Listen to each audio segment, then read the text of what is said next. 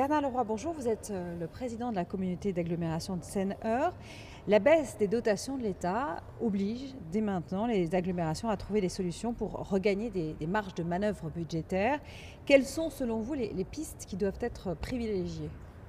Alors il y en a deux. La première, c'est la maîtrise des dépenses de fonctionnement pour conserver les marges d'autofinancement. Là, ça passe vers un vrai questionnement sur le statut de la fonction publique territoriale. Je pense qu'il faut qu'on imagine un statut nouveau qui permette à la fois de faire des passerelles entre les collectivités territoriales et le monde privé, puisque on voit bien que la dynamique des territoires, ça va être le deuxième sujet, le deuxième point, la dynamique des territoires, elle passe vers la mise en réseau, vers un travail collaboratif très intense entre les acteurs économiques et les acteurs publics. Donc c'est l'échelle idéale en quelque sorte pour trouver un nouveau statut. Alors c'est un sujet un peu difficile, tabou, compliqué, mais il faut s'y pencher parce que c'est à la fois des opportunités pour les entreprises d'avoir des gens qui, venant du secteur public, pourront leur apporter justement tous ces facteurs d'intégration dans l'économie locale ou l'économie régionale, et de la même façon, au niveau des collectivités locales, d'avoir des gens qui soient venant du monde de l'entreprise, complètement branchés sur les grands enjeux de mutation technologique, économique, comment dirais-je, d'appréhension des marchés à l'échelle du continent ou de la planète. Donc ça passe, je crois, vraiment par ce sujet-là, qui est un sujet encore une fois difficile pour les politiques, c'est clair, mais tout le monde a gagné. Ça, c'est le premier point. Donc sur les dépenses de fonctionnement et la maîtrise donc, des dépenses de fonctionnement. Alors, le deuxième aspect, c'est quand il y a des sources de revenus qui sont taries d'un côté, il faut en trouver d'autres. Et là, effectivement, le bloc communal est très bien placé avec ses capacités d'aménagement, de zones d'activité, de zones économiques, mais aussi en travaillant tout ce qui est l'économie résidentielle notamment. Là, il y a la possibilité de créer de la valeur, créer des richesses et de créer des revenus. Donc c'est sur les deux volets qu'il faut travailler, c'est à la fois augmenter ses revenus et puis et trouver d'autres sources de revenus. Et là, on a parfaitement la capacité et les moyens de le faire. Comment organiser la cohésion sociale, le travail des différents acteurs à l'échelle du territoire? Alors moi je trouve qu'on vit une époque formidable. C'est des moments formidables puisqu'il nous faut imaginer aujourd'hui, construire et faire vivre le bloc local.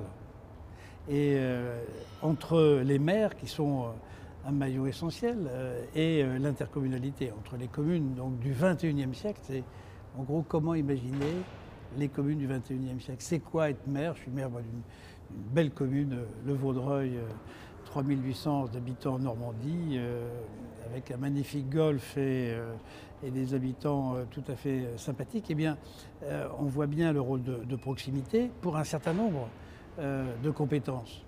Mais pour d'autres compétences, la proximité, c'est l'échelon intercommunal. Les problèmes de propreté, les problèmes de transport, les problèmes d'eau, d'assainissement, etc. C'est vraiment l'échelon intercommunal. C'est l'agglo Seine-Eure en ce qui nous concerne. Et pour d'autres, c'est la commune sur la partie urbanistique, enfin son cadre de vie. Si on choisit d'habiter une commune, eh bien c'est parce qu'il y a un certain nombre d'éléments et on veut préserver ça. Donc le maire doit garder la compétence au niveau de l'urbanisme, la signature des permis de construire, c'est tout à fait clair.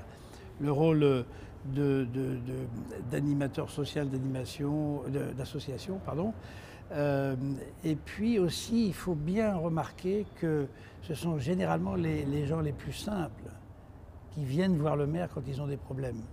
Les gens qui ont des statuts de cadre ou qui sont en profession libérale, ils se débrouillent en général très très bien eux-mêmes. Ils connaissent les réseaux, ils ont les accès par Internet ou autre.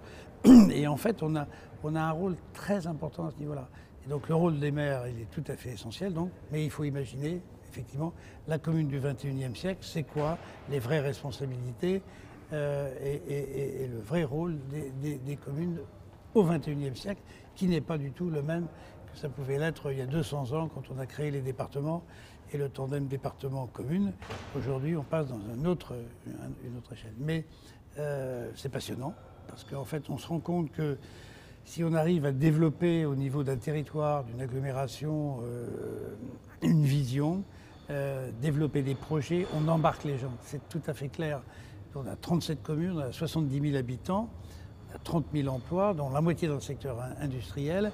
Et on voit bien qu'autour de ces entreprises, ces grandes entreprises qu'on a chez nous, qui sont des champions à l'export, elles ont besoin, pour être elles-mêmes compétitives, d'être sur un territoire compétitif, où il y a un écosystème qui se développe, qui se crée et qui vit pour les rendre encore elles-mêmes plus compétitives. Donc ça, c'est bien perçu. Puis l'autre aspect, c'est effectivement toute l'économie résidentielle, où être sûr qu'on n'est pas seulement une zone d'activité ou une zone industrielle, mais aussi un vrai lieu de vie.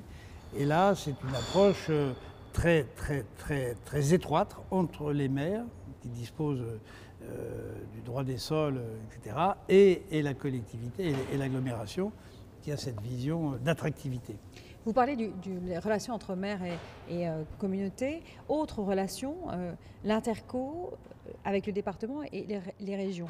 Comment doit se positionner l'interco justement dans la perspective d'une action publique efficace entre ces différents échelons? Alors, c'est tout à fait clair que dans le domaine économique, c'est la région qui est le partenaire idéal pour définir la stratégie. Par contre, la région n'a pas de terrain, de territoire à elle-même, donc elle doit se reposer effectivement sur les intercommunalités et les communes pour développer ce plan stratégique. Donc ce sont ces co-élaboration, co-construction, la stratégie économique avec la région, et puis ensuite des conventions de mise en œuvre locale passées entre les agglomérations, les intercos et la région. Donc ça, ce tandem-là, je crois qu'il y a à peu près un consensus général et ça me paraît être effectivement la bonne façon d'élaborer les choses, parce que ça oblige les régions à travailler en étroite collaboration avec les territoires qui font remonter effectivement aussi des initiatives, des pistes, puisque c'est elles qui sont en contact quotidien avec leurs entreprises. Donc il y a un échange extrêmement fructueux si on arrive à bien élaborer ce dialogue avec la région. Avec le département, c'est d'une autre nature. On voit très bien que c'est au niveau social, etc. On a tout le débat qui est toujours pas tranché du nombre de couches de responsabilité dans notre pays. C'est très clair que si on va vers le suffrage universel pour les intercommunalités, on va transformer les EPCI en collectivités de plein exercice, donc on va rajouter un échelon territorial. J'étais moi-même jeune conseiller général quand j'ai été élu, désigné par le conseil général pour siéger au conseil régional.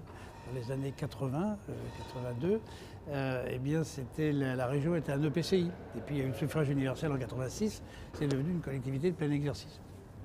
Et donc c'est tout l'enjeu, et je pense qu'aujourd'hui la loi n'est pas claire, la loi NOTRe, elle remet à un autre projet de loi le mode de désignation, suffrage universel. On a connu là la dernière fois une désignation au suffrage universel qui moi me paraît très bien, puisque c'est cohérent avec la désignation municipale, des conseils municipaux. Si on va vers un scrutin séparé, autrement dit, là on avait deux listes sur le même bulletin et une seule urne. Si la prochaine fois on va vers deux urnes différentes et des listes différentes, ça va être très compliqué.